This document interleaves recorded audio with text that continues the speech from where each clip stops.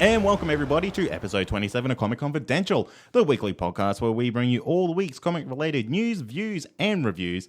I'm your host, Cade, and with me, as always, the Harley to my Quinn, Troy. I have no idea what that means. Well, I'm sure it's lovely. Yeah. Yeah. It's very romantic. Is it? It's the most romantic thing I've probably ever said. Oh, well, that's lovely. Yeah. Thank you so much. No worries. That's beautiful. What a week. Holy. It's been a massive fucking week. What a massive week. Yeah. So much has been going on. And we're going to talk about it all of it. Every little bit. Every little last detail.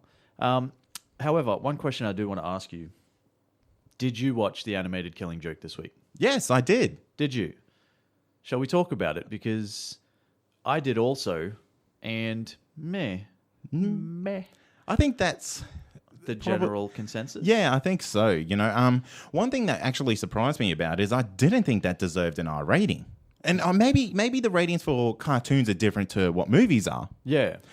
That's the only thing that I can think of, because I looked at that and I was like, this is maybe M at best. Yeah, but by that token then, do you believe that the Batman vs Superman Ultimate Edition deserved an R rating? No, not at all. Yeah. So it's very similar, like in a similar sort of vein to that kind of. But I guess the biggest problem, and I think a lot of people have the same problem, the fact that, you know, when you look at it as a whole, like the animated movie, I think is 77 minutes long or something. Yeah. Right. But it's based on a very, very short book, a little graphic novel. You might have heard of it. It's called The Killing Joke also. Yeah. Yeah, wow, weird. Yeah, I know, right? Written by Alan Moore and art by Brian Bolland. It's one of the real favorite Batman / Joker graphic novels available, and it's one of my personal favorites as well. I do really like it, but it's not that. There's not a lot to it. No, that's it. And it's been a long time since I'd read that novel, but there was a lot of shit in that movie that I know was not in that comic. Yeah, and that's kind of what they had to do to stretch it out. They had to develop some sort of a backstory or side story, or I guess what they've decided to do is grow or try to develop the relationship between Barbara Gordon and Bruce Wayne, or Batman and you know, Batgirl, as it were. What'd you think of that? Yeah, not a fan. Yeah, me either. I didn't think it was needed at all. No. And it felt awkward. Yeah, it was. And I think, you know, when you look at it as a whole, I know what they're trying to do, right? They're trying to give some reason as to why. Not even so much. When you look at the Killing Joke as it is as the graphic novel, Barbara Gordon barely registers anything other than to be the victim. Yeah. That sort of sets these, you know, series of events into action. Yep. So they wanted to obviously try to expand on that and give her a little bit of, you know, meaning, I guess.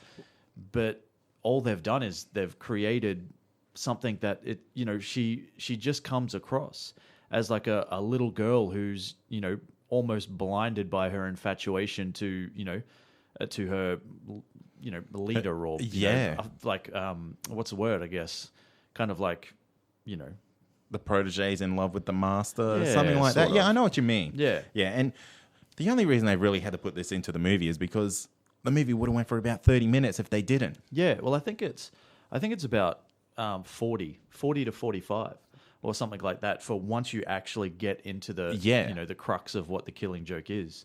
It's just, for me, like, you know, you've got to admit, to have that relationship is it's like anti-Batman. Yes.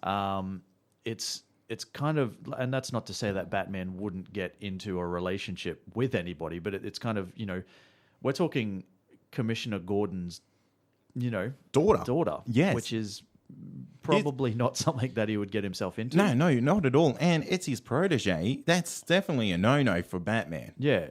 You know, I know there's been a lot of, you know, jokes made about his relationship with Robin. Yeah. And all that sort of stuff. We've all heard those jokes. But this, you know, it borderline creepy, a little bit unnecessary. Yeah, it wasn't really needed. Anyway, moving on. Well, should we rate it at least? I mean, you know, since we're talking about it, we may as well give it a rating. Quickie review. Quickie review / rating. Yeah, 60. Well, no, let's do it as an a D, C, B, or A. Let's That just is mix like it in up. the worst order. Do you know? A, B, C, or D. Yeah. C plus. Yeah. Yeah. Yeah, I'd give it a solid look. Once it actually gets into it, it's a very, very faithful adaptation. Yeah. And there are, a lot of things don't really translate that well to the screen, but it still tries hard to do that.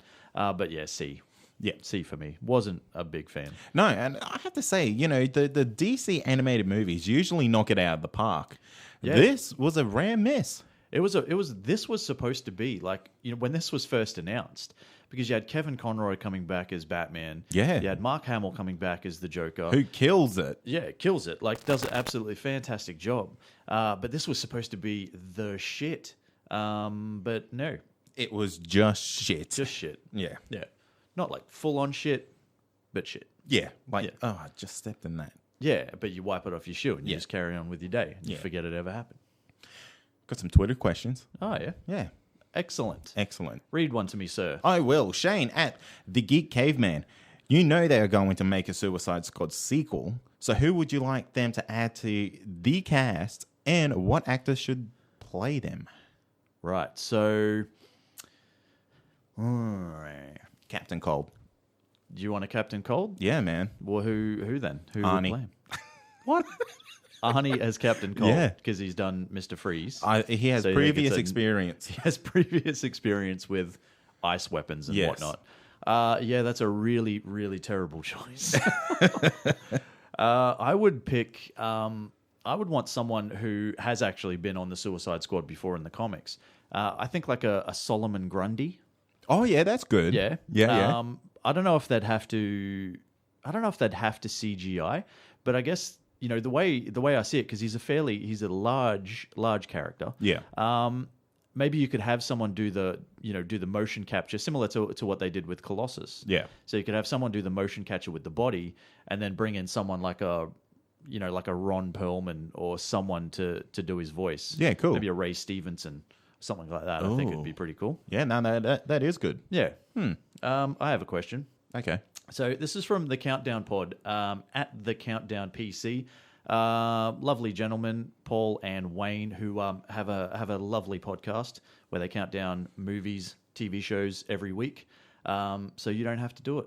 They take the work out. Thank God, because God. that's something I can cross off my weekly list. Yep, exactly.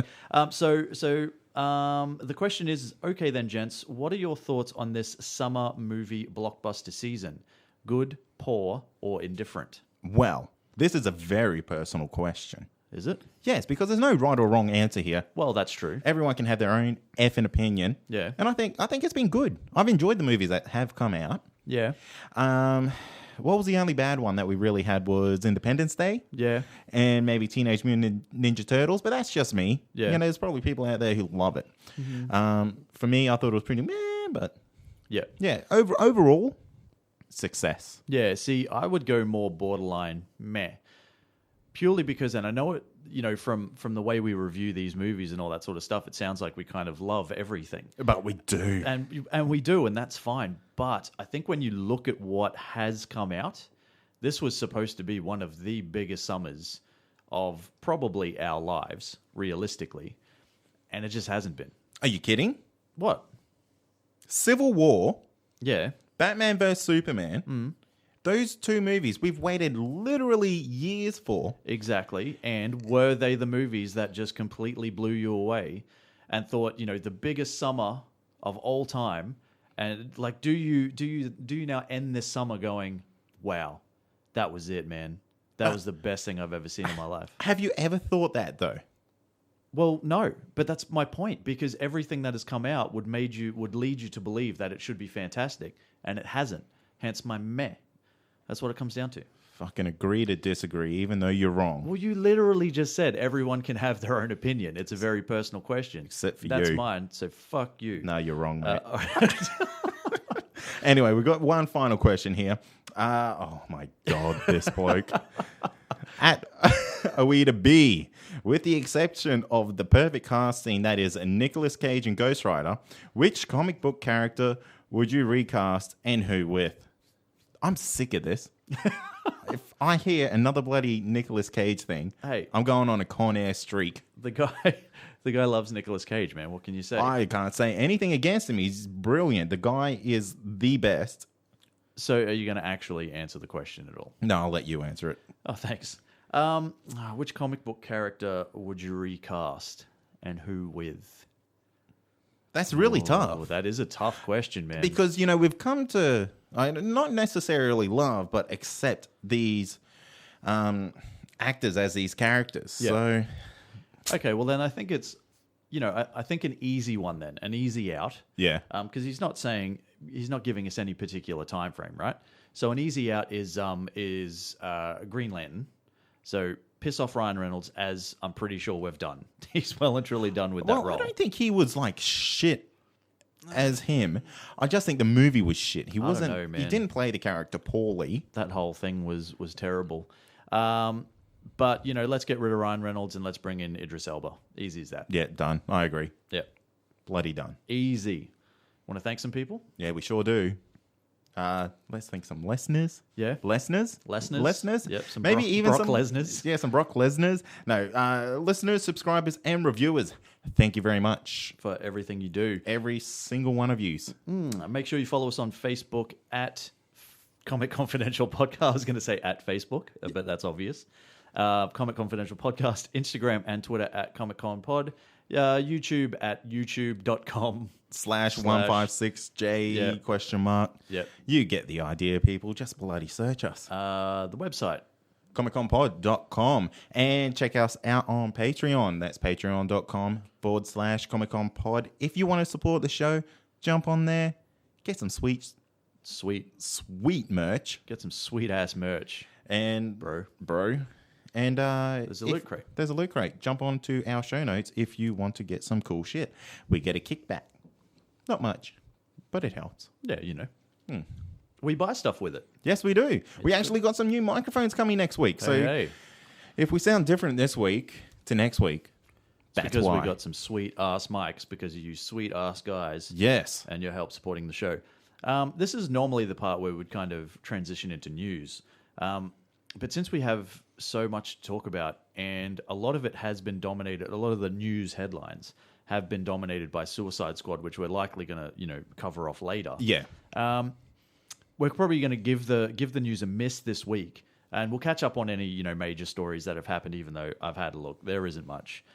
Brie Larson wore a Captain Marvel T-shirt and read a Captain Marvel comic, and the internet went nuts. So that's something. That made news. The new Superman's got a booty. That picture's going around like that's crazy. going around like crazy. Amy's not here this week, and I think that may have something to do with it. That's probably got something to do with it. She's still recovering from seeing those pictures. Superman Action Comics #1 sold for near $1 million at an auction, which is mental. That is too much money. That's too damn much money. But if I had it, I would spend it. Let me tell you. On that? Yeah, for sure. And that's a quick wrap up of the news. Yeah. And that's going to bring us to the weekly wrap, the segment where we wrap up all the week's TV action, starting off this week with Preacher, Call and Response, the season finale. The season finale. So Cassidy spends some quality time with Sheriff Root. Tulip brings Carlos to Anvil, and Jesse calls God. So, what'd you think? This was a really good episode. It was. Really, really good way to finish it off for the season. Yes. And the way that you could call this almost season 0. Yeah. Yeah, that's a very good way to put it, actually. Yeah.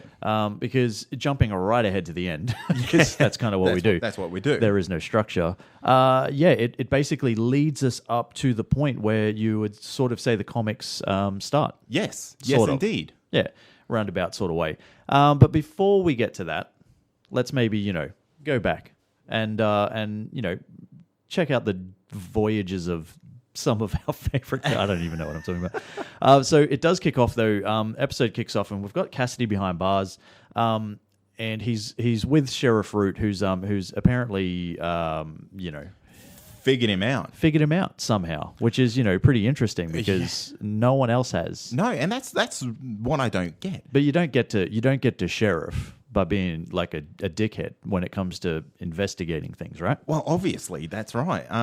The fact that he figured out he was a vampire and then figured out this type of blood helps him heal. Yeah.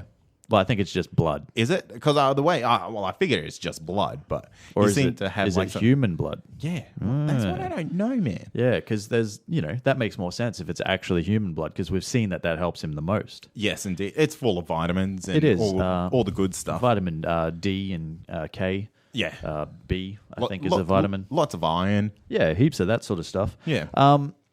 Yeah, so what I wanted to point out with this whole scene in itself is it kind of it's kind of starting to grow on me, I guess, the fact that this is realistically something that's pulled from way, way later in the comics with a completely different character.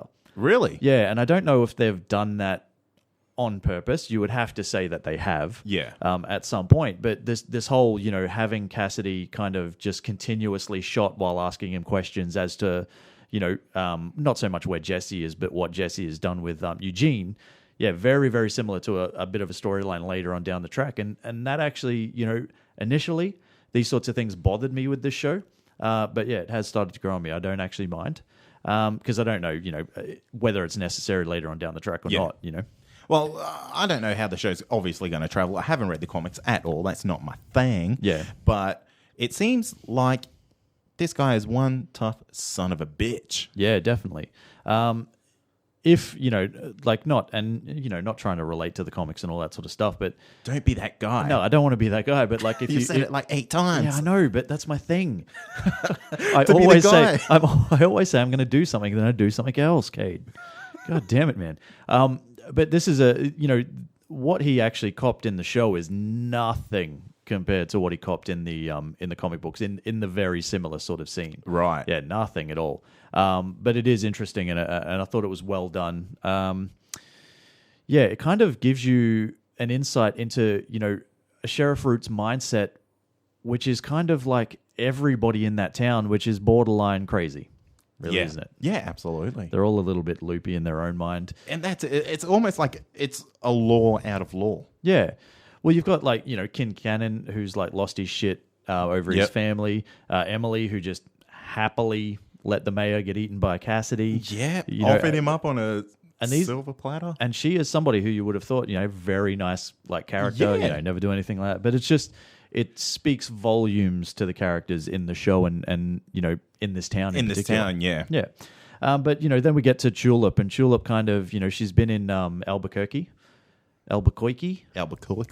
as it is, chasing up Carlos, and she gets him. And we finally get a little bit more of that backstory as to why this whole thing is, gone so wrong for everybody involved. It only took 11 episodes, but we got there. It's 10, but yeah. No, it's 11, mate. It's 11. I'm Felt taking like it. 11. No, it didn't. Yeah, so effectively what we find out is, this whole backstory is Carlos was just effectively jealous of Yeah. their relationship and decided to fuck him over because of that. Typical. But Typical Carlos behavior. typical Carlos. You got a Carlos in your life? Keep an eye on him. Yeah, watch He's that dude's obviously, back. He's dodgy as No, fuck. don't watch that dude's back. Watch your own back. Yeah. is what I was saying. Yeah, but this whole thing. So this has actually, this was really annoying to the point for me that I was very frustrated because it's something that has built up so much, and she's Tulip has been pushing Jesse and pushing him to kind of to really join in Yeah. and get back at Carlos and look at all the shit that he did to us and all this sort of Let's stuff. go and kill him. Let's go kill him and all this Yeah. sort of just absolutely. And even in this episode, same thing. Basically screaming at him that something has to be done. Yeah. And all that sort of stuff. And he finally goes, "Yep, okay, fine. You're right. Fuck you, you're right. I'm gonna go kill this dude." And she's like, "Oh my god, don't." Don't do it. Don't do Jesse, it. no. What are you doing, Jesse? Yeah, like what are you doing? I'm doing exactly what you fucking told me to do. For fuck's sake. This needs to be done, woman. You see how confusing this is for me, right? Yes. So yeah, it's for me it's just very frustrating. Probably could have been handled a lot differently, but we got there in the end. We did. Yeah. Right? Man, that character still hasn't grown on me, yeah. Really? Yeah. And that's why, man. Yeah, stuff like that. Yeah, she is just hard to like. You give her what she wants, And it's just not good enough. Yeah, it's not good enough. Jesus. Speaking of, no, I've got absolutely no segue. But Speaking of Jesus, speaking of Jesus, God got called. he did. He did. And this is a highlight of the whole season for me. This was actually this was a really, really good scene. The whole thing, the whole way it played out. I guess the biggest thing that we get to, I guess we get the revelation, as it were, that God has left. Yeah, he's left his post. All his shepherd are out raving in the fields. Yep. No one's caring to them sheep. Is that a thing? Yeah, man. Yeah. Yeah. Yeah, but it's kind of like, Jesse. How would you like really sort of, because I guess everybody gets an opportunity to speak to this person who is kind of God, as it were, with those quotation marks. And everybody gets a chance. Everybody's happy. They're like, oh my God, we've all been saved. And then Jesse's just like, you know what? Nah, something's not right. I saw you pick your nose. He's like, no, I didn't. Can God not pick his nose? Oh, well, that's what I thought. Does God not get boogers? Is that not a thing? Yeah, well, yeah, I think he gets almighty boogers. Yeah, exactly. But yeah, so this is a situation where Jesse's just like, you know what, fuck this. Yeah, calls him out on his shit. Yep. And it's basically revealed God has left his post. This is just a imposter, a fill-in. Yep. And it's all handled in a really comedic fashion. I enjoyed it. It is. If you haven't seen it, go see it, Yeah. obviously. But with the whole thing, like, this is finally where we kind of really get to see Jesse's purpose, the same purpose that he had in the comic books and everything. Yes. So it's kind of like, he realizes God has effectively abandoned his post, and it's up to him to go and find him. Go find him. And bring That's him back right. and, make him answerable to his actions. Yeah, and that's it. And no one in heaven even knows where God is. Yeah.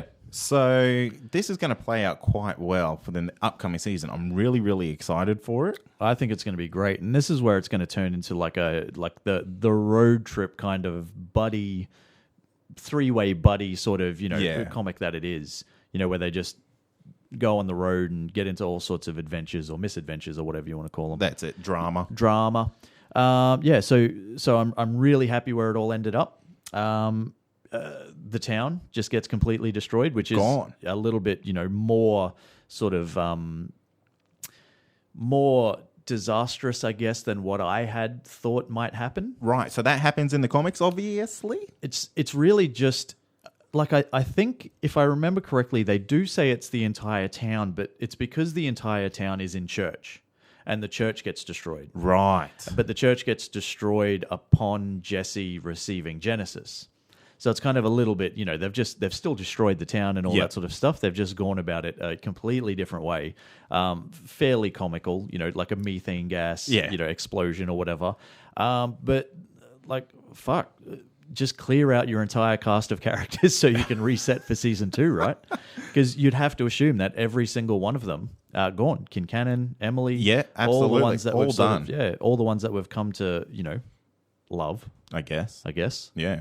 Gone. That's right. Gone. Well, I mean, I guess, if they're on the road in season 2, there's not really much use having them back there.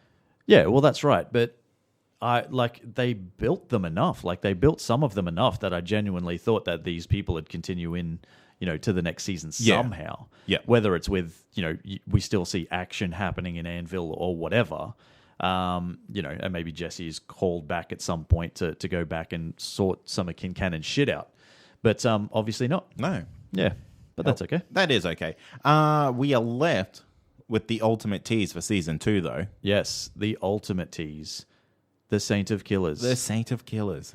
That's basically the closing shot. Yeah. And it was cool as shit. It was. Which, everything, like there were criticisms of the show because it was taking such a turn from its source material. Yeah, right. But I think now everybody can rest easy because it's kind of come, like you said, it's almost like a season 0. Yeah. And it's now ready to set off where everybody expects it to set off. Yeah, yeah. And I think the way they did it when you look back now was actually really good. Yeah, it makes perfect sense. As frustrating as it was, At times, probably to you, more so than me, Yeah. is now we're on our adventure. Yep. And I know the backstory. So let's get it done. Let's go. You want to rate the episode /season? Yeah. Episode was really good. This is a good finale. 4.5 out of 5 for the episode. Nice. I'll agree with that. And for the season, I'm going to go an 8.5 out of 10. 8.5. Yeah, I really enjoyed it. I don't think now someone call me out on my bullshit here. Okay. But Happy to. happy to. But I don't think I really said anything bad about this show throughout the season. Bullshit. Tell me what. I think you said the first episode dragged like a motherfucker or something similar. Yeah, but you know what we say, Troy? Don't judge a pilot. Yeah, that's true. So fuck you. Apart from pilots who flies around. Judge them. Yeah. Yeah, on their landing usually. But yeah, good. I agree. I won't say 8.5. I'd probably go an 8.2, a little bit less. Only because it took us so long to get going. There were times where it was a little bit iffy. Yeah, right. But that's it for me. Fair enough. Speaking a little bit iffy, Oh. there's a segue. Finally nailed one. Outcast, what lurks within? So Sydney gets a badass backstory, Kyle gets some answers, and Reverend Anderson gets even more dickish, which I, at this point, did not think was possible. Yeah, I fucking hate that dude, man. Yeah. I know they're making him unlikable, but Yeah. I hated him before they even were trying. Yeah, that's true. You did. You were very vocal about it. I Yeah. heard you. But I will say this. Best episode of the season Yes, it was. for me. Yep. Other than the initial episode, which is episode 1, because that's where they start. What are you looking at that for? Yeah. So apart from episode 1, I thought this was easily the best, and I think it's the best because like it's very light on like visual creeps, as it were, like creepiness. But we kind of got to learn a little bit more about the people who are they possessed by the dankness? You know, this stuff. Well, we got more answers than we've had, the entire like 7 episodes prior to this. Yeah. Which I think is great. And I think what we got is we got a backstory to Sydney, which, this is a character that comes across as like he's this, evil guy. And you're kind of like, well, you just know that this is the bad dude of the show. Yes. Right? This is just a natural progression. But then you get this backstory, and he's actually, as a human... He's even fucking worse. Even worse. Like just butchers little kids. Just a total dick. Yeah. But yeah, I think it was really good. And that's where the creep factor came in this. Because it's not so much that, you kind of almost led to believe that these possessions or whatever you'd call them aren't as bad as we first thought. That's right. And that's what really opens up this TV show. Yeah. Because where do we go from here? Like, it gets to a point where we get to where Kyle is kind of, defending one of them, from Reverend Anderson rather than and I'm jumping. I know I'm jumping through the thing, but we get to a point where Kyle is actually defending one of them rather than, basically straight out going, you know what, let's get this fucking demon out of this woman. Well, that's right. And Sydney even explains it to him. The first couple of days are the hardest. Yeah. He says to him, if you never got it out of your mother, she will still be here with you right now. Yeah, exactly. And basically playing off her violence as, the initial part of the turn where some people do struggle with it. Yeah. And it shows that, like, with Sydney's backstory, it shows with him that, like, he was an evil, evil person. And it's to the point now that this dankness, as we call it, it kind of helped him. Yeah. Yeah, he doesn't seem to want to kill kids as much anymore. Yes, that's right. And it seems like that the human part of these people it's still there. Yeah. As we learn with the fire marshal and his wife. Yeah, exactly. He is more in love with her now that she's full of dankness. Yeah. Because she's dank. Because she's dank. Yeah. She's fully dank. She's just fully danked out to the max, Yeah. Yeah, because it, as he explains it, this, like, this possession or whatever you want to call it, wherever we are at the moment, it kind of gives them a whole new outlook on life. Like, everything that they do is the first time that they've done it. Yeah. To them, like, it feels like, eating ice cream. It's like the first time they've ever eaten ice cream. Yeah. Making sweet love by the fire. Sweet, sweet love. Sweet love. It's like the first time they've ever made sweet love by a fire. Yeah. So everything. Life is just full of joy again. yeah. So it's kind of like this actually threw me for a loop because, it's kind of at a point now where you you don't know who the bad guys are, do you? No. Or do you? Well, no, we don't. Not at all. I know it's that little fucking kid. Oh, that kid's a shithead. Almost dropped my very first C-bomb. Yeah, wow. But yeah, that kid is a right dick. He's a prick. He's a ginger dick. Yeah. You would. I'm hoping everyone has seen the show. Otherwise, this is going to make absolutely no sense to you. But yeah, ginger dick. Yeah. That guy. Now, Reverend Anderson. Let's talk about this guy for a sec. So this is a guy who is just so blatantly sure that he is still doing the right thing. It's borderline, how fucking stupid are you, man? Well, the thing is, I have no doubt that everything that's going on isn't good at all. Well, no. But he is not willing to accept anything but his own. Exactly. To the point that he is quite willing to, to effectively kidnap the fire marshal's wife. Yes. He gets into a fist fight with Kyle. Just basically acts like a right douche. And look, it could turn out that he's right, and that's probably where it's headed. But for the time being, like this guy is like really coming off like a right royal pain in everyone's ass. Hey, that's it. He's not playing his cards right. Yeah, at all. Not at all. But he still managed to somehow get a little bit of action from that lady whose name I can't remember. He got some action. Yeah, everyone got some action. They did. It was lovely. And that's kind of, I guess that's kind of where we finish off. We're kind of really undecided as to who the bad guys are now. Are these people better off with this stuff? Exactly. If you were in this situation, would you like it?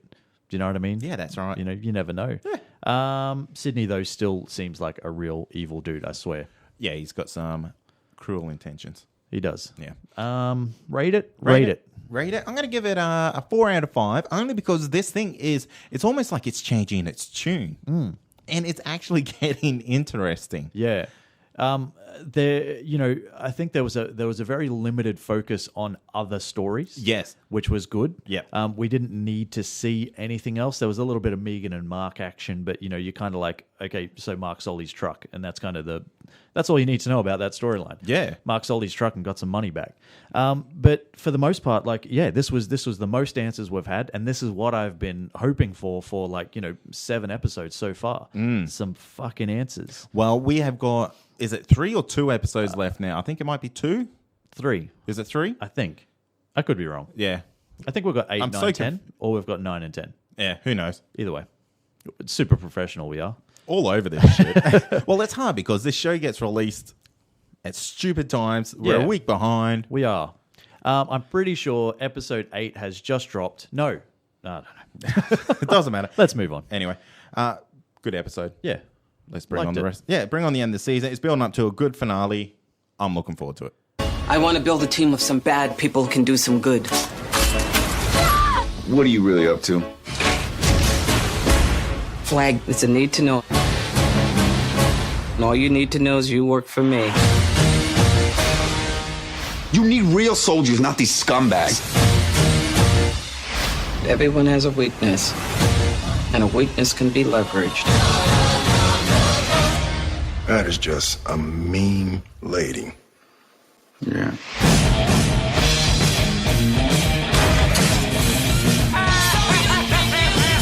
We got a job to do. Light it up!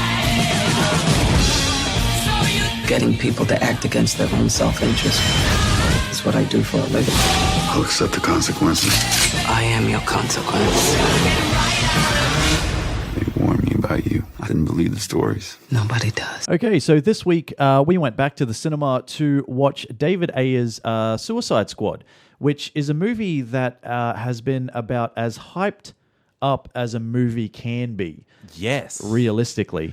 Had about 18,000 fucking different trailers. It did, and we'll get into that. But yeah, it's another one of these movies. It's another DC movie that's dropped where critics have kind of gone, that was the shittest thing I've ever seen in my life, and that is almost some of the responses that are coming from critics. Definitely like some nasty shit. And fans are kind of going, oh, you know what? It's actually not too bad. Or they're also saying it's actually pretty shit. It's very divisive. So this is one of those things that before we even get into it, like I decided to put a poll out on Twitter because I wanted to see what people's reactions would be. As soon as because before the movie came out, we had the early reviews. Yes, and they were that's terrible. Right. Yeah, they were. They were atrocious. I think it ended up on 27 or 26% on Rotten Tomatoes or something like that. 26. 26% rotten. So I asked the question, like, is this something that, these critic reviews, is this something that will affect you from going to see the movie? And overwhelmingly the answer was no, which is very positive for me. However, we did have about 20% of our voters say that it did sway them. Yeah, which is really surprising. It's kind of disappointing to me as a moviegoer that you can be swayed by someone else's opinion. Yeah, especially a critic. Yeah. You know why? Because fuck a critic. Right? And we didn't even plan that. No, It just came hashtag. up. Hashtag fuck a critic. So let's talk about some money. The money. The money. Now, this is the real telling thing. So this kind of tells you that fans don't actually care for That's the most right. part because they are going there and they are spending some money big time. Had a $65 million opening Friday, which means it's headed to a possible $140 million plus opening weekend. Yeah, that's huge. Which is huge. If you want to put that into some sort of perspective, Batman vs. Superman had $166 million opening weekend, and Captain America Civil War had $179 million. Yeah. So that is right up there with the two biggest movies of the year. That's right. Yeah, so they're actually, people going out in droves. To see this movie. Yeah. So what makes a bad movie? Well, that's the question, isn't it? Exactly. Is it how much money it brings in? Yeah, see, I think, for me, financial success doesn't necessarily, determine a good movie. It determines that there's like a big enough interest for people to go out and see it. Yeah. If you look at some of the Transformers movies as an example, and 1 and 2 weren't too bad, but as they continued, Everything after that was just fucking garbage. But they clean up. They clean up. They make a lot of money. People don't care. I'm not a massive fan of the Fast and Furious franchise, but though they can keep churning out movies, we're about to get Fast 8 or whatever it is, and that will probably likely make a shit ton of money as well. So it's not necessarily money doesn't make the movie or doesn't make the quality. But let me tell you, if it makes a lot of money, it's likely going to get a sequel or some sort of play in the future. Yeah, that's right. Yeah. I think this one is... actually, we're going to do this a little bit differently this time. Yes, We're due gonna- to popular demand. Due to popular demand and due to the fact, I guess, that it's only really just come out, we're going to drop a spoiler-free review as well as a spoiler review. Yes. So we'll drop the spoiler-free review first, and then we'll go into our spoiler review. We'll have some timestamps, so listen to one or the other, depending on whether you've seen the movie or not, I guess. Yeah, pretty much. Make up your own mind. You do what you want. Yeah, that's right. You're the listener. Okay, so let's get into it. Non-spoilers. Non-spoilers. This movie had one thing going against it the whole time. What's that? And that's the backlash from Batman vs. Superman. Yes. Now, that's not to say Batman vs. Superman was a shit movie. That really has nothing to do with it. Yeah. But it was the roll-on effect to Suicide Squad to kind of redeem this DC universe in the world of haters. Yeah. So it did have a lot of pressure on it, I guess, is what you're saying, to succeed because people were so concerned about how Batman vs. Superman had been. Yeah, exactly. So people are already on the back foot about these DC movies. Yeah. So the question is, does Suicide Squad really deserve the 26% on Rotten Tomatoes? No. No, absolutely not. Not at all. In my opinion, that is an insane number for this particular movie. And it's not a perfect movie by any stretch of the imagination. Not at all. It does have its flaws. It's probably easier for us to get into its problems in the spoiler review. But ultimately, it plays out it's a lot of fun. It's very enjoyable. It's almost something we haven't really seen before. And I think, if you're going into it expecting that it's going to be similar to Batman vs. Superman or anything like that, you're dead wrong because it's completely different. Yeah, that's right. And I guess one of the main concerns with this movie was, I guess people had the impression that it might have been overcrowded. Yeah. So there were a lot of characters that were sort of, going to be portrayed within this movie. Yeah, exactly. And I don't think it was overcrowded to say that. I don't think it was at all. I think what was the problem was that the time on screen wasn't executed very well between the members of the Suicide Squad. Yeah, that's true. There were definitely a couple of favorites. Yeah. You can definitely say that about Deadshot and Harley Quinn, for sure. Yeah. And look, let's be honest. I mean, they do probably, help carry the movie. Yeah, a little absolutely. bit. But there are some surprising performances that kind of come up from characters like El Diablo, Killer Croc, that you would actually kind of go, oh shit, they were actually pretty damn cool. Obviously, we can't talk about exactly what happens to anyone because this is spoiler free and we're not used to this shit. Yeah, we're trying our very fucking best here. If I speak about the Joker, is that too spoilery? No, and you know why it's not too spoilery? Because of my biggest problem with the movie. Yeah. And my biggest problem with the movie, and I don't believe this is a spoiler in any stretch of the imagination, but I don't know who makes this happen, right? I do not understand how effectively this movie has almost been ruined by its trailers. Yeah, and I was really, really disappointed by that because I really would have thought they learnt that from BVS. Yeah, for sure. So if you want to talk about, like, if you do want to talk about the major sort of flaws with this movie, you're going to talk about, like, there are some definite issues with the story. There's some definite issues with the editing of the whole thing. Big time. Editing was the biggest letdown to this movie. Yeah. And I don't know if that's because they've cut scenes out. Or if it was just bad storytelling. Yeah, I think, I don't know. Like, it's kind of one of those things where, you kind of get all this information at the start in regards to the characters and their stories. Yeah. Then it's kind of, you're thrown into the middle and it's like, this is what's happening now. Like, bam, you've got a bad guy. And then you're kind of at the end and you have no idea how any of this happened. But there's kind of like, there's the big reveal at the end, but you've already kind of pieced it together because, you've kind of had to, because you're kind of sitting there struggling, kind of going like, what is happening? Yes. Like, why is this happening right now? Exactly. And, in the terms of that villain there, Yeah. it was cliche Yeah. to the point of being overly cliche. Yeah. Yeah. I agree and disagree. We'll get more into it in the spoiler section, but one thing that does save this movie is the characters and the interplay between them and all that sort of stuff. But I guess going back to what I was saying before in regards to the trailers, Harley Quinn should have been a really, really likable character. Yeah. And if you look at it, like if you go into this movie and you don't have the sort of understanding that, we might have having seen every trailer and all that sort of stuff, she's a highlight for sure. Yeah. However, it's really hard to, like, I found it hard to like laugh or get into it or anything because literally I had seen everything. Yeah, no, I feel you 100%. Even with Deadshot. Yeah. Same thing. His one-liners are all kind of thrown into the TV spots, the trailers that we've already seen. Now, and I don't know if that was a direct decision from the the marketing team or whatever, under the pressure that they were under because Batman vs Superman was so dark. Yeah. So they're kind of like, all right, well, trailers, let's show like all our comedic hand. Yeah. Maybe, but that's what happened. Maybe. But let's go back, and I'm going to actually answer your question in regards to Jared Leto's Joker. Okay. Without being overly spoilery, and I don't think you really can be, again, because you've kind of seen everything. Well, how about this?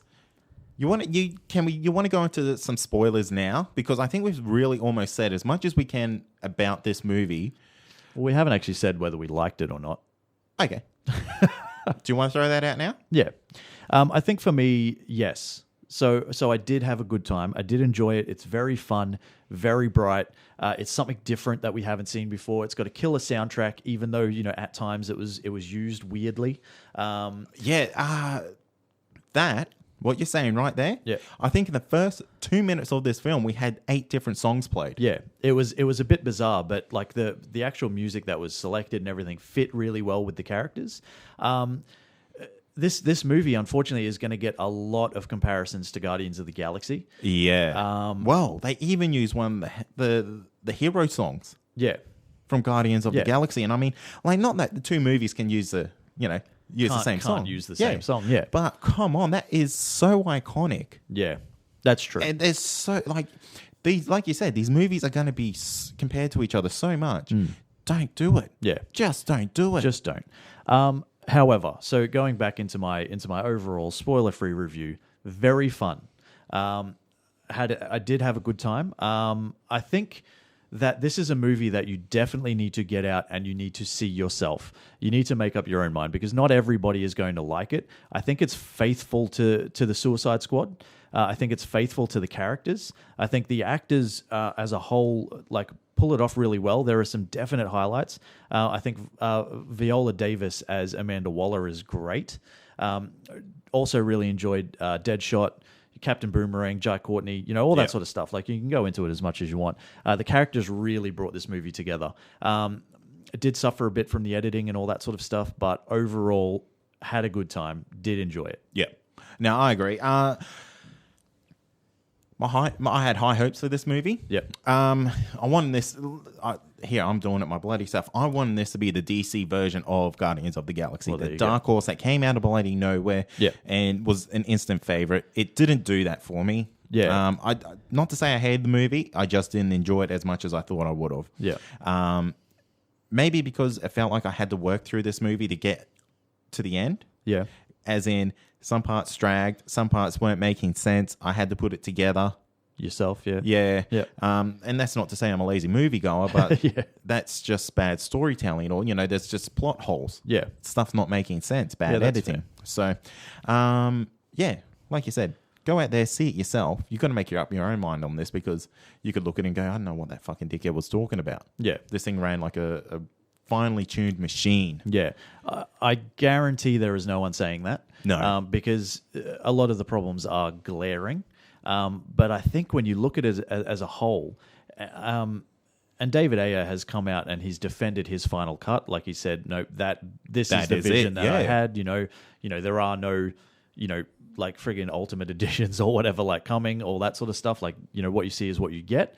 That's fine, but man, like if you're gonna learn anything from Batman vs Superman and the mistakes it did make, one of them is like piece together a fucking comprehensive story. Like, bring in some brilliant characters for sure, but give them something to do. Yeah, that's right. I think the horse already bolted. Yeah. It was too late for Suicide Squad to try to repair the mistakes that were made in Batman vs Superman. Yeah. So maybe they've just rolled the dice and Snake Eyes has shown up. Yep.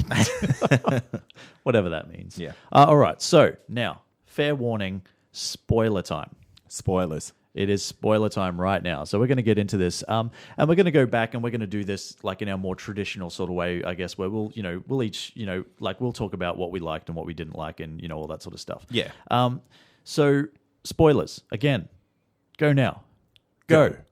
All right. If you haven't left yet, I cannot do anything else. All right, so overall for me, like I really did enjoy the visual styling of this movie. Like I said earlier, it's not something that you see every day, and it is a nice change from Batman vs Superman, and realistically anything Marvel has brought out yet. It's bright, it's edgy, it's modern, it's in your face. It's kind of, it's very... I think it plays well into the hands of the Suicide Squad comics as well. Yeah, I was going to say, it has it's far more comic booky. Yeah. And that's what's good about it. Yeah, even though some critics were saying it's too comic booky. This is a fucking comic book movie, and you're complaining that it's too comic booky. This is literally, you've got fucking witches, and you've got Captain Boomerang is a character. Yeah, you've got a giant croc guy, and you're going to complain that this movie is too comic booky. And this just shows, man, critics should be banned, really, from reviewing comic book movies. Well, it's kind of the thing, like the weirdest thing that you can sort of look at with this is that with Batman vs Superman, they were kind of like, oh, it's way too dark, it needs to be lighter, it needs to be funny, it needs to your pop and all that sort of stuff. Suicide Squad does all those things, and now they're turning around and saying, oh, no, it's just it's too comic booky, it's not bound by reality, and all this sort of stuff. And it's like, mate, there is literally a woman in this movie with a sword that, you know, traps your soul in it when when she kills you. Yes. Like, that's a thing that happens, and you're questioning whether, like, it's too fucking comic booky. Oh, man. Again, it's one of these ones that I think has been kind of, given to the fans. Yes, exactly. And, going on like this whole, the bright, edgy, all that, what you've just said. Yeah. That really plays off well into our character intros. Yes. It's fantastic. It's kind of almost like a checklist of everything they've done, stuff like that. It's fun. It's a really quick introduction if you don't know these characters to the T. Yeah. And I think, like, it kind of reminded me of old school, like, trading cards and Yes, stuff like yeah, that. yeah. Like on the, you've got a picture of Deadshot on the front, and then on the back you It's flip got it his over and stats. it's all these stats and Yeah. stuff like that. It was cool, man. And I did like that. You get, you get one for almost every character. You don't get one for Slipknot, which we'll get into. But yeah, you get an intro into every character, and this is where a lot of these whole it's kind of all done in a backstory sort of thing. Yeah. And this, I think, is where we see the most of, where we get to see the most of the Joker, and we get to see, obviously Batman pops up and all that sort of stuff, and that's where you get to see most of that stuff. But I liked it. I thought it was really well done. A couple of hidden Easter eggs in there as well, if you've got a keen eye. So yeah, have a look at it. Check it out. Have a second watch if you've already seen it. Well, I think one of the main ones that stands out for me was the Harley Quinn. Yeah. And the Joker scene. It's straight off the pages, front cover. Yeah. Of the Batman Harley Quinn book. Yeah. Comic book. The graphic novel. Yeah. Yeah, and that was really good. And it's, I don't think that outfit that she wore, like the actual full jester suit, would have played well into the movie as such. No, I think it would have been terrible. I may cop some shit for that, but let's be real. Yeah.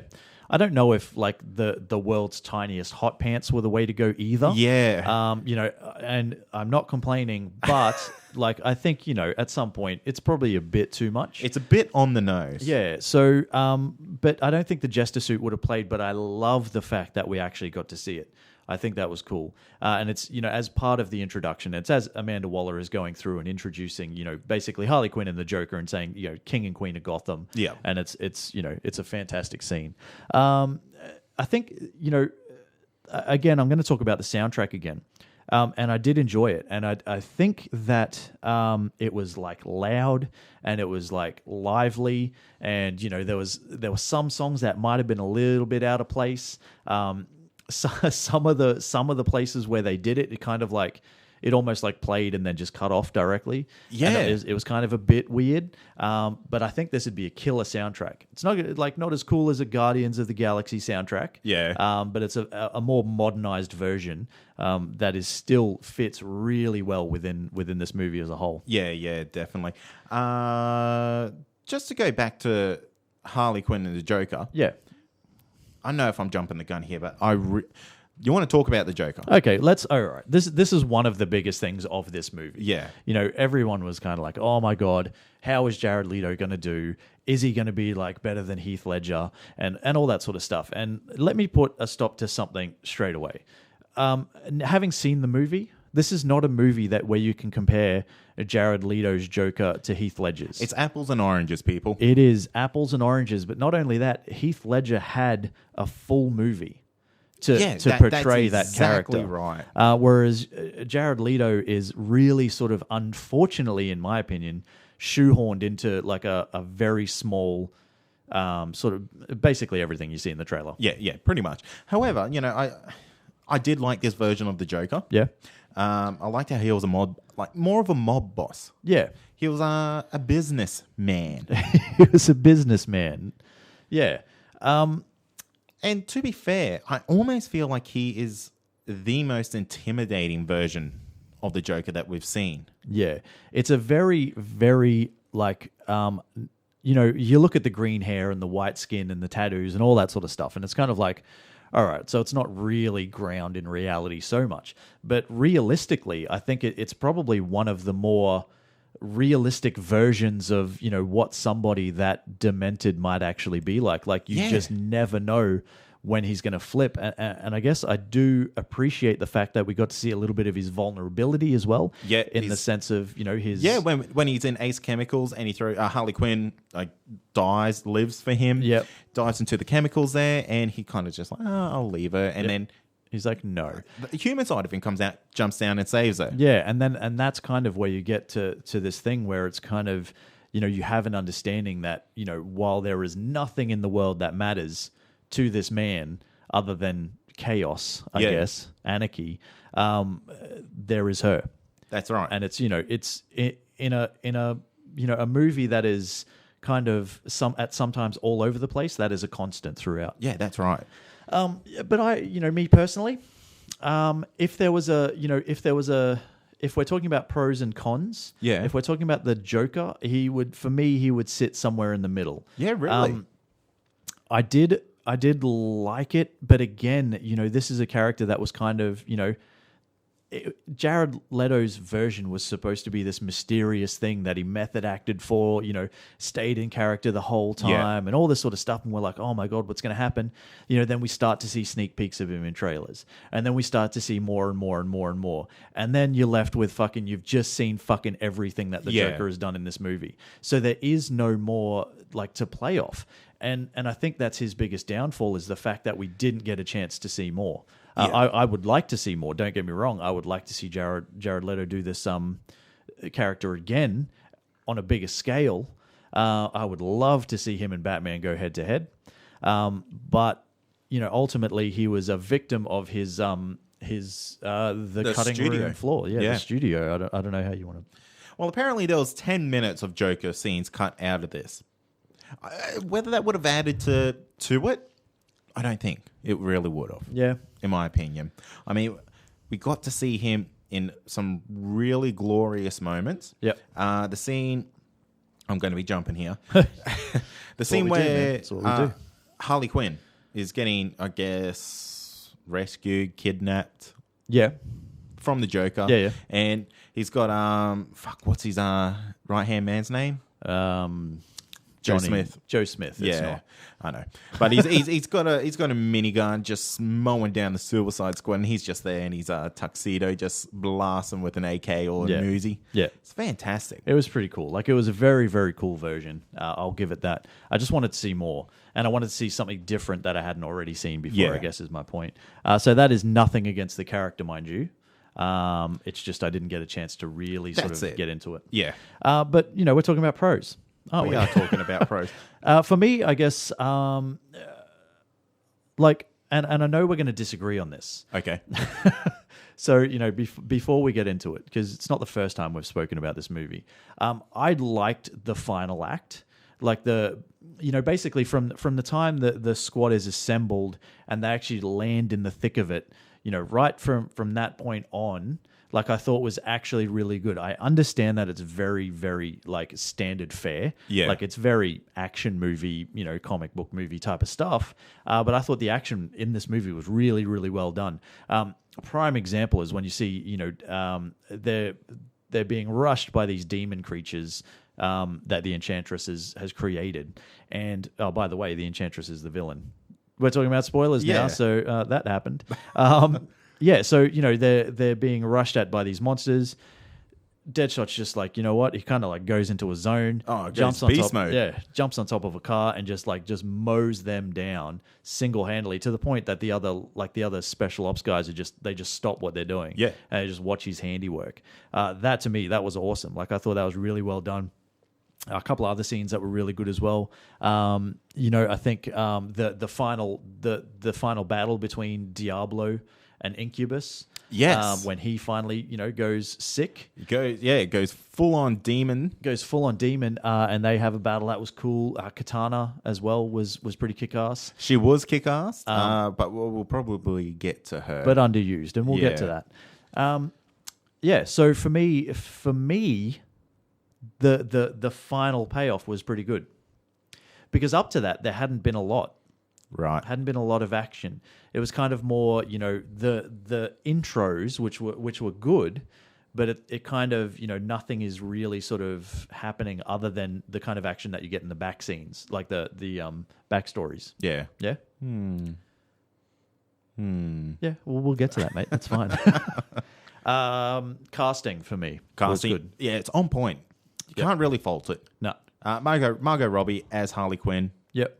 Man, you know me and my accents. Oh, yeah, I do. She killed it. Yep. Yeah, I think if we went for the one, the voice from the animated series would have been too much, too squealy, too high pitched. A little bit weird. Wouldn't have played off as well. So I think the accent that she has in this movie, it works out really, really well. Yep. She's also more humanized. Humanized. Yes, Yep. in this movie, and it plays off because she is crazy, Yeah. but she is a person. Yeah. She has feels. She does. Sorry, Troy's just choking on his Yeah, I was water. just trying to as soon as I was taking a drink. Yeah. And she calls people out on their shit, which is fantastic. Yeah. Because I think the Harley Quinn from the TV series and probably from the comics would just kind of, do whatever you want, you bloody wanker. Yeah.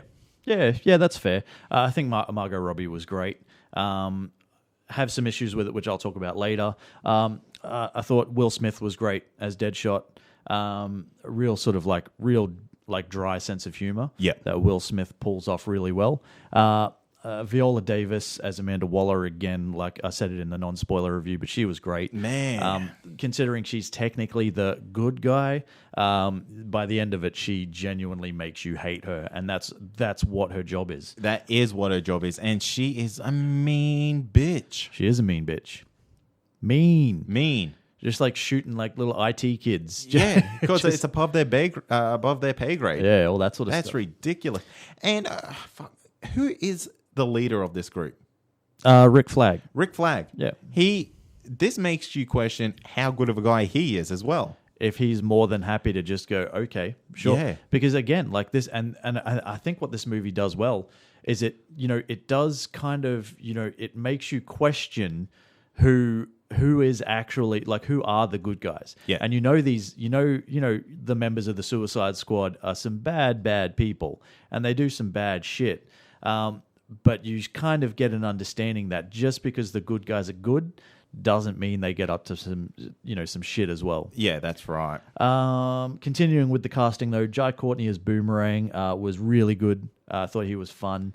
Everyone's talking about how gorgeous Margot Robbie is, and that's not a lie. But can we not forget about Cara Delevingne? Because she is great. Fantastic. Yeah, so I know, you're not a fan of the bad guy, as it were. So you're not a fan of Enchantress. Me though, I was. I thought it was pretty good. Over the top, sure, but I did like her take on it. Yeah, right. She looked like she was having a fit the whole time. Yeah, but that's what's wrong with that? It was so distracting. Look, okay, it's magic, man. It's magic. But I saw a thing today. It was like a GIF or something. Yeah. And it's like for everyone saying that Enchantress looked weird while dancing, while doing magic. And it's effectively the Scarlet Witch doing exactly the same thing in Avengers: Age of Ultron. Man, why are you going to make those comparisons? I'm not bringing a Marvel vs. DC thing into this at all. I'm just saying it's not the first time we've seen it. I thought it was cool. I thought it added to her creepiness, which at times, was a little bit lost because it was kind of goofy, but I did enjoy it. Yeah, well, that's a perfect way of putting it. Is it just seemed a little bit goofy? Yeah. For how powerful she is, really. Yeah. One thing that I really liked about this movie is it kind of gives us our first real look at magic in this universe. Yeah, you could say that. Apart from Wonder Woman, which we don't really get to see too much because we don't know how she's actually, I'm saying, made. Yeah.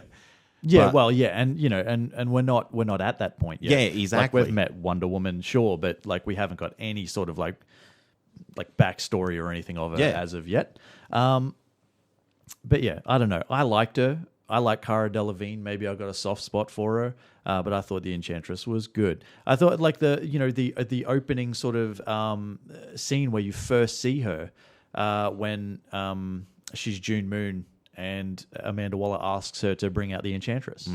the whole hand turning. Yeah, thing, that was I thought amazing. That was really cool. I thought that whole thing was pretty cool. Actually- I liked her look and her little orange eyes. Yeah, that It was nice. It was creepy. One thing that I thought was interesting is how she was scared of the Enchantress. Yeah, That was really, really interesting. You know, if you know the character from the comics, she's not bad. yeah. What do you mean? The character from the comics, Enchantress, isn't actually bad. Well, There is a bad side to her, but generally she's pretty bloody good. yeah, I think that's a later incarnation. Maybe. Is it? Yeah, I think so.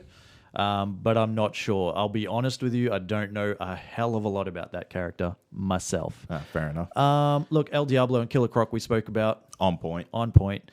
Slipknot, man. Oh man, This guy was the shit. he killed it. He did, man. Definitely the star of the show. Look, Slipknot, this is actually, it goes into one of my cons. But, you know, we all knew someone was going to die. Someone had to be made an example of. Yeah, and you know, like right from the very start, you knew it was going to be this guy.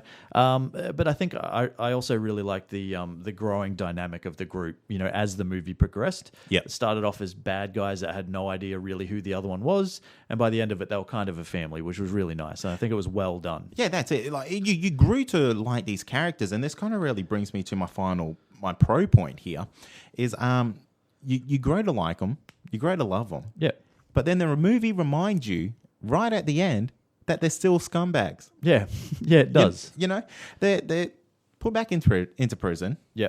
and I'm not sure about you, but I was almost expecting like them to just be walk out free. Yeah. But I guess, you know, knowing the Suicide Squad Yeah. fairly well, like, you know, it's not going to happen. But it was yeah, like- there was like you know, half an like Will inkling. Smith, like you're kind of like, oh, well, is he even a bad guy? Yeah. Like, honestly, the character was too likable the entire time. Yeah. So, you know, you kind of forget that he just kills men left, right, and center and doesn't actually give a shit about, you know, what happens. Well, that's right, and that's what I like. It brings it back down. Yep. And you're kind of like, holy shit, they are actually bad dudes Yeah. and they're back in prison. Anything else? I think we kind of covered it all. Yep. All our pros. All right. Well, let's get into some cons. And I have to speak about my biggest one. And my biggest one is the fact that for the love of all the gods out there, you know, I swear to God, they tried to fucking ruin this movie before it even came out. Yep. By fucking showing everything in the trailers. Everything. Jeff Johns, now that you're in control, man, Like, get this shit under control. pull this shit up, because I know, like, and you know, and we spoke about this the other day. I think, like with the whole hyping of these movies and things like Yeah. that. Marvel's at a point where Marvel doesn't have to hype these movies anymore. Yep. They can drop a couple of trailers and, you know, a TV spot, and that's it. You know, and they're done. And you know, people are gonna go and see it because they have such a good track record. Yeah. You know, and you know that like what you're going to get with a Marvel movie is generally pretty good. It's not always great, but it's Yeah. generally pretty good. DC are trying to rebrand them, well, not rebrand themselves. They're trying to kick their universe into gear. Yeah. So they're kind of at a point where they're trying to play catch up in the sense of, you know, we need to push these movies as much as we can. Yep. Because we're like 7 years behind Marvel. Yeah, that's right. And like I said the other day, they're doing the hard sale Yeah. on this stuff here. Yeah. Guys, But it's now at a point where, like, you know, this is genuinely, Harley Quinn for me should have probably gotten a lot of the laughs, and I Yeah. didn't laugh once, purely Because- because it was all so familiar, yeah. all of it, and I don't understand why people aren't talking about this more. Like, I feel like I'm going crazy, but but like the whole thing, and you know, two of the main characters in this thing, and I'm talking about Harley Quinn and the Joker, and I'm not saying that the Joker is a main character, but you know, he was super hyped for this movie, and again, almost every single scene you have seen in the trailers. Yeah. It was so fucking frustrating. And it's a letdown. That's what it really is. Yep. They need some new marketing gurus over at DC. Yeah. I just don't understand how you get, like, how it's 2016 and this type of shit has happened so many times before. And at some point you're not like, well, maybe let's not play all our cards just yet. You know, so we know that this movie is going to be built around the popularity of Harley Quinn, Yeah. probably Deadshot, because it's Will Smith, Yeah. and you know, and we'll bring in the Joker, who everybody will be excited to see. Let's not play all our cards on the table at once, but they fucking do, and it does my head in. Yeah. I really, at times, I had trouble getting into it because it was all so familiar. Well, yeah, I know exactly how you feel on that. You're basically taken out of your cinema experience because you're like, oh, well, I've seen this. Yeah. You know, like the whole, I could literally go on about it for just about every single line Harley Quinn has in the movie, other than a couple, you know, from the backstory and stuff like that. Yeah. But even that, like, you know, we're in a position now in 2016 where we are so, you know, we're so involved with the process because we have access to everything. Yep. Absolutely everything. And I think at some point, like, you've just got to try to play your cards a little bit closer to your chest. And that's not a fault of the movie by any stretch of the imagination. Don't get me wrong. That is a fault of whoever is involved in marketing. Yeah, fair enough. One thing that is a little bit of a common is that Deadshot and Harley, they kind of got a double intro in this movie. And next to everyone else got nothing. Yeah. So, I agree. It is one of those things, like, it's kind of like, oh, okay, so we're being introduced to Deadshot. Sweet. Yeah. And it's like, oh, we're being introduced to Harley Quinn. Sweet. Then it, like, flips, and it's kind of, all right, now it's Amanda Waller talking about assembling Task Force X. Yeah. And it's kind of, Here it is again. Deadshot. Here is Harley Quinn. Yeah. Like, it didn't make a lot of sense. And I think this is where the movie has most of its problems with its weird editing. Yeah, exactly. It makes you wonder. It really makes you wonder. And one thing I'm going to point out is later there's a scene where everyone's in the bar. Yep. And the leader comes in, can't even bloody remember his name. Rick Flag. It's Rick like the Flag. most fucking basic name you can have. Fucking Rick. Rick Flag. Well, anyway, he comes in and he says, oh, you guys can just go. Yep. Turns off all the bombs in their head. Yep. Not really, but he does. Yeah. And Captain Boomerang. Yep. Just straight up gone. Yeah. That was funny. Yeah, it was funny. But 2 seconds later, he's back. Yeah. What's wrong with that? What's wrong with that, Troy? Yes. What is wrong with that? Where's the fucking context? Well, I think there doesn't need to be any context. you Because are I think, wrong. There needs to be no, context. because this is a situation. This is exactly a situation from before where, so you had a Deadshot and he had a chance to shoot Harley Quinn. And he's like, fuck it. Yep. You know, she's dead. And then he doesn't. And it's kind of like, you know, he's decided that he wants to, you know, he doesn't want to kill her or whatever, you know, anything happens. It's the same principle. So throughout this whole movie, we've seen Captain Boomerang kind of go, yep, fuck it, I'm out. As soon as there's an opportunity, like he'll back out of the fight or he'll, you know, try to take off where he can, or in the way that he tricks Slipknot into like killing himself and all that sort of stuff. But then this is when you get a sense, because it's in that bar scene where he's kind of like, he calls Harley Quinn on her bullshit.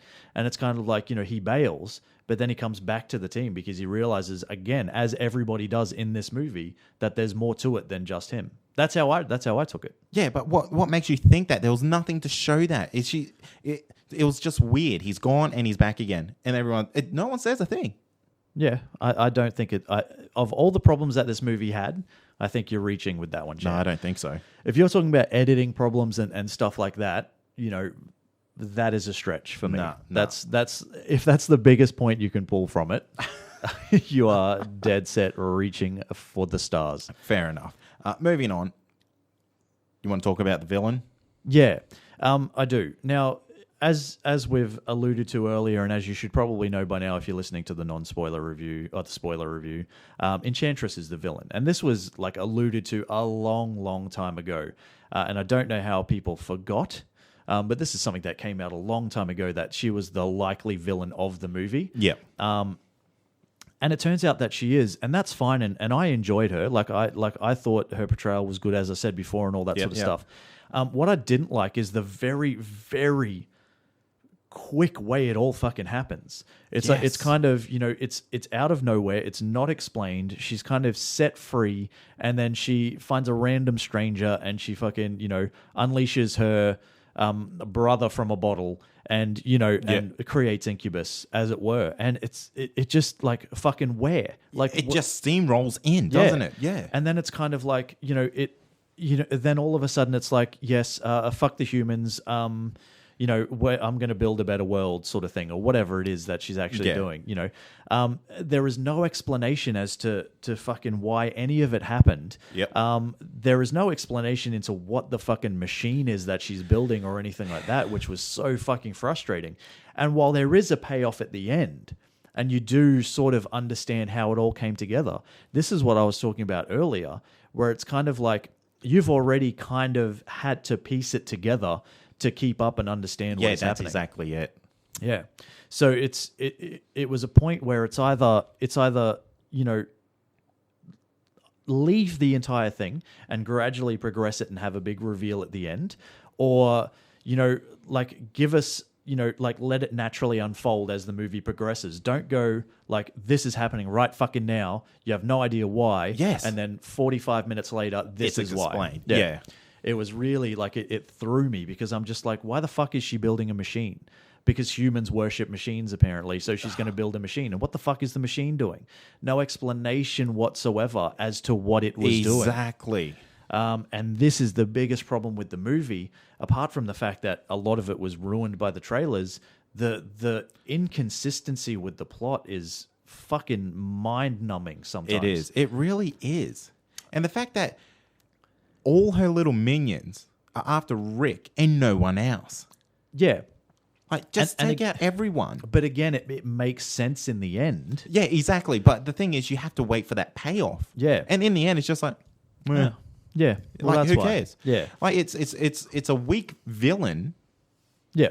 with a weak story. Yeah. Well, it's not a weak villain. no, the villain should have been amazing. Yes. It's the way it was done. Yeah, she was brought over very mediocre, Yeah. very watered down, got defeated quite easily, in my opinion. In the grand scheme of things, yeah. Like, really, like the fact that Incubus Yep. is defeated by a bomb, Yeah. that was... So here you have a giant battle with a fire demon. Yeah. And they've had, the entire fucking army, attacking this thing, tanks and all this sort of stuff, and apparently nothing has worked. But a bomb does. But a bomb does. And again, there's no, it's a very, very easy Defeat. fix Yeah. to something that, was problematic from the start. And not only to say the bomb fixes that problem, Yep. it also fixes the problem of Enchantress. Yeah. Look, I don't know how magic works in this universe, but Yep. apparently, or in this universe. in any universe, but apparently a bomb can defeat it. Yeah. Yeah. Yeah. I don't know, man. That just seems like a super easy fix to this problem. Yeah, I genuinely don't have an answer for you because I'm still not sure I understand it for Yeah, myself. exactly. I've seen the movie once. I'll need to go back and see Yeah. it again to maybe grasp some more. But yeah, for me, that's that was the problem with Batman vs Superman as well. The villain was not fantastic. It was very weak. And this is it's not DC so much, but this is another situation where they haven't created a good enough villain. So that's got to be like some of the. Actually, no. You know what? I've got a couple of other things. In regards to some casting and some cameos, I have some problems with. Really? Yeah. So Scott Eastwood. Who? Yeah. Exactly. Yeah. But Scott Eastwood, and this is like, this guy is an up and coming actor. Yeah. He's Clint Eastwood's kid for fuck's sake. Like, that's something. If you like Clint Eastwood, most people don't right now, and that's fine. But he's an up and coming. He's the guy that was almost like been like handpicked by fans to replace Hugh Jackman as Wolverine when that time comes, and all this sort of stuff. So he was cast in an unspecified role in this movie. And, I think they almost did it on purpose, because it got tongues wagging and people were like, oh my God, is he Dick Grayson? Is he Deathstroke? Is he this, that, the other? And it turns out he's just fucking generic soldier guy that I don't even think gets a fucking name. No. So this whole thing that was built up, and like you even jump on IMDb and it's like Scott Eastwood, not uncredited, but doesn't have a character name, and all this sort of stuff, and you're like, why are you doing that? And it's like, it was either a ploy to kind of get people talking, or it was just fucking handled really miserably. Yeah. And in the end, he's just fucking generic soldier dude. Actually, you know what? Talking about things that weren't handled very well, Katana. Yes. This is an amazing character. Yep. Her sword traps the souls of its victims. We don't see it happen. Yep. At all. Yeah. Once. Yeah. You see actually more of that in a trailer than you do in this movie. Yeah, it is a very underused character, and a disappointingly underused character. Yeah. Should have got a lot more.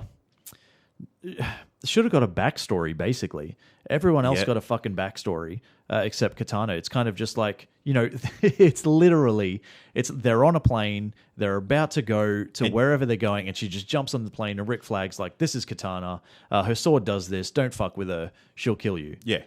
And then, you know, and that's it. That is it. Yeah, it was pretty fucked.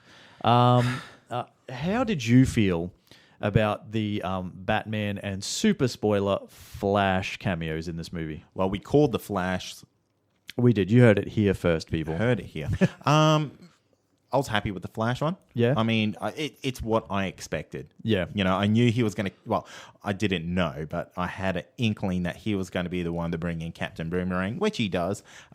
He looks fucking so good, man. Yeah, he does. He looks so good. That suit is like taken out of Injustice, Yep. for sure. Yeah. And to see it actually functioning Yeah. is so damn good. Batman was about as much as I would have expected. Yep. I think if he was in the movie any more than what he was, this could have just been a disaster. It kind of would have been overshadowed by him, you think? Yeah, pretty much. Yeah. That's fair. I wasn't overly impressed. The Flash, like, for me, the Flash is like a dead set reshoot. Like they've come back and they've said, you know, let's add this in. Now that we've revealed the fact that, you know, you've seen the Justice League trailer and all that sort of stuff, whatever. I don't know how they fucking did it, but you can almost tell it's a reshoot and it's completely out of the whole scheme of the movie. The Batman cameos, yeah, I mean, you know, I'm too much of a fan of this character. Like, I wanted more, I guess, but I don't know what I wanted. So it's almost like have him in there properly or not at all. Yeah, basically. I might have preferred that. It's like, oh, you know, Deadshot happens to be in Gotham, so I called I called up a friend. I called up a friend and, you know, all that sort of stuff. And they get into a very, very super brief fist fight, and that's it. So, you know, probably could have lived without it. And there is an after credit scene with Amanda Waller and Bruce Wayne, which again, I don't think is really necessary at this point in time because we've now seen the fucking Justice League trailer. Yeah, exactly. If we didn't get that Justice League trailer, that would have been fantastic. Yeah. But the fact that they kind of brought that out a little bit earlier than what everyone expected, kind of null and voids that end credit scene. Yeah, definitely.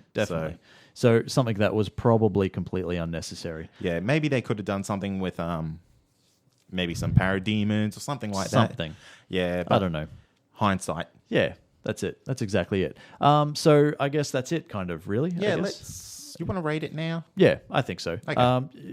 Do you want to go? You go. You rate it. Yeah, I'll go. Okay. The movie's fun. It's got some problems. Far from perfect. I'm gonna give this 70 out of 100. 70. Yeah. Okay. That's It's not my favorite DC movie from this new era. Yeah. Let's say that. it's a low score, but it's probably fair. Yeah. I'd probably go a little bit high. I'd give it a 75. So if we're talking, you know, if you're talking out of 10, that's 7.5 out of 10. You know, just so everyone's aware of math. But you know, I think 75 it's not. That's your average movie. Yeah, it's kind of. It was fun. You know, it was enjoyable. Had a great cast of characters. Can be a bit of a mess, like chronologically for sure. Yeah. A little bit all over the place. The editing was fucking just bizarre at times. But it was like I did have a genuinely good time. Was it perfect? No. Yeah. The savior of the DC universe that everybody thought it was going to be. Not No. that it fucking needs one. No, not that it needs one. That's the thing. Not that it needs one, but you know it wasn't. But you know it also doesn't deserve to get bashed to death by critics and fans alike. Yeah. I'd give it a 75 out of 100. Yeah.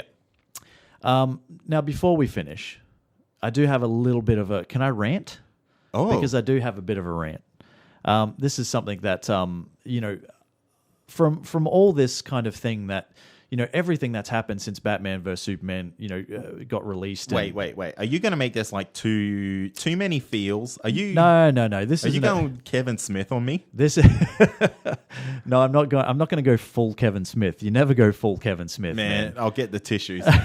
But look, for me, look, these movies, and you know, and a lot of the people that have been involved with them lately, right? From Batman vs Superman to Ghostbusters, Suicide Squad, you know, that sort of thing, and a lot of others, they've kind of really been unfairly bashed, I think, of late. And while it's fine to dislike a movie, don't get me wrong, like you can well and truly dislike a movie, and you're allowed to, you know, to say that you dislike a movie.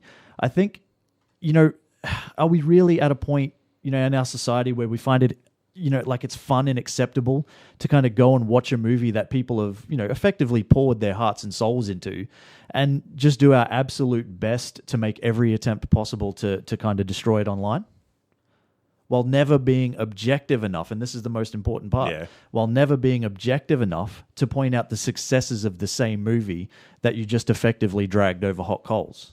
Well, that's it, man. It's so easy for people to just be negative. Yeah, like as an example, I did not like Independence Day at all. I fucking hated it. If you couldn't get that, like you're missing something. But did I at least take the time, you know, to point out some of the movie's successes before pointing out its flaws? That's right. Yes, I did. And are we as fans, I guess, or, you know, whatever, are we as fans really that devoid of joy in our lives that we now head to the cinema not to just embark on some sort of, you know, fantastic escapism like we did as kids, but, you know, more for the sole purpose of picking apart someone's livelihood? Look, if that's what you find enjoyable in life, I think you really need to question yourself. Yeah, like, you know, we're talking about people that There's will so much fucking hate out there already. There is. Why add to it? Exactly. If you don't like something, that's cool. Don't make other people not like it because you don't. Just be constructive about it. Exactly. Don't be nasty. Don't, you know, like if you want to have if you want to complain about a movie, that's fine. But, you know, don't be nasty, man. There's no need to be fucking nasty about it. Not at all. Look, we're not critics.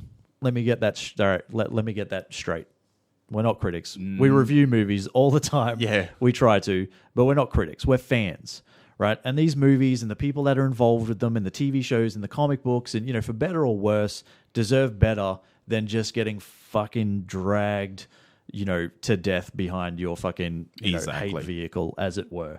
Rant over. Basically, just be a nice fucking person. Have an opinion, have your own opinion, but just be a nice fucking person about it. That's right. And the thing is, everyone has one. Not everyone's is right. Not everyone's is wrong. Yeah. It's all fucking individual. Exactly. So absolutely zero time for comic talk this week, but we do want to take a second to thank Mel and the team from Splat Comics and Collectibles. Yes, we do. For all your comic and pop culture needs, check out splatcomics.com.au or check them out on Facebook. However, everything we did discuss here today is available at your local comic book store. Better yet, it's available at Kasplat. So... Yeah, it is. Look, so you've got The Killing Joke, Preacher, Outcast, and The Suicide Squad. Get down to your local comic book store, support the creators, support the retailers, and get reading. Yeah, get reading some comics. Yeah, comics and chill. Yeah, comics and chill. It's the best kind of chill. That is going to do it for another episode, though, for us. For us, we're done. We are done for the week. Ciao. See ya. Nah, still here, gammon. So stay tuned next week as we talk Undecided, because right now we are currently in between ideas. Yeah. So use the hashtag ComicConPod and let us know something. Yeah, give us an idea. This one's on you guys. And I'm fucking talking to you, OP B. No. Oida B. Nicolas Cage. Peter. Unless it's Connor. No Nicolas Cage. No Nicolas Cage recommendations. Ever again, mate. You're bloody banned. You're banned from Nicolas Cage. Nicolas Cage is going to take you out a restraining order on this kid soon. He's gonna like, you You reckon? can not Yeah. use my name. Oh, actually, no, because it's Nicolas Cage, and And he he'll- would welcome the attention. Yeah. So anyway, look, we want to thank everyone who listens, subscribes, and reviews the show. Jump on iTunes and give us a review. 1 to 5. 5 is the best, mind you. 1 being the worst. Yep. So anything. Give us anything. Yeah. 5's better. Give 5 us is anything. better. Just let us know. And if you write something, we sometimes chuck that up on our Facebook. Yeah, we try our best when we can actually get to it. Speaking of Facebook, Comic Confidential Podcast is where we are located. Instagram and Twitter at Comic Con Pod. YouTube is Comic Confidential on the search bar. Yeah. You might have to look for that. Yep. Could be pretty hard. Yep. Also got the website, that's comicconpod.com. Got the Patreon. If you want to support the show, jump on there. That's patreon.com/comicconpod. Like we said earlier, you get yourself some cool merchandise Yep. if you're into that. Perks, I think they call them. They are called perks. Perks. Actually, one of the really good perks that you can get is you can get early show access. You can get early show access. We try to bust our ass as hard as we can to get this show done a couple of days before we release. So if you're into that, It rarely happens. it rarely happens, but we do try. But we do it every now and then. And you could listen to the show 2 days before your friends. yeah, how cool would you Yeah, be? you'd be the coolest kid on the block or whatever. Yeah, your mum would love you twice as much. Yeah, she'd be like, oh my God, now my kid is finally cool. You are my favorite son or daughter. Yeah, look, just kidding. Because you guys are cool anyway. There is also a loot crate. There is a loot crate. Jump onto our show notes or onto our website. Yeah. But that's it. That's it. That is bloody it. Thanks for listening. As always, I'm Troy. And I'm Cade. And this has been Comic Confidential. Cheers. Peace. You did fucking Kevin Smith that up, eh? No, man. No, I did.